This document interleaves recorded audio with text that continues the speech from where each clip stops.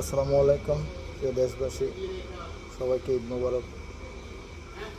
আজকে সকালে বাংলাদেশের ম্যাচ জিতছে, সেটাতে খুশি অনেকটা, কিন্তু তারপর মাঝখানেও অনেক কিছু নিয়ে ব্যর্থতা প্রকাশ করতে হয়। বাংলাদেশ ব্যাটিং ব্যর্থতার মাঝখানে বোলিংয়ের নৈপুণ্যতার কারণে আজকে বাংলাদেশের ম্যাচ জিতছে, তাতে আমরা অনেকটা খুশি।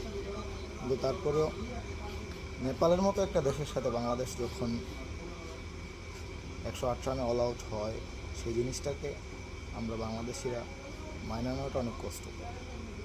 যাক, তারপর আলহামদুলিল্লাহ বাংলাদেশ ম্যাচ জিতছে। বাংলাদেশ টিমের জন্য শুভকামনা রইল।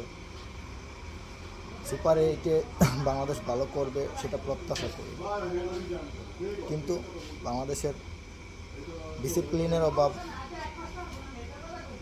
সেই অভাবটাকে পূরণ করতে হলে বাংলাদেশের ব্যাটিং ব্যর্থতাটাকে সফলতার দিকে আগায় নিতে হবে।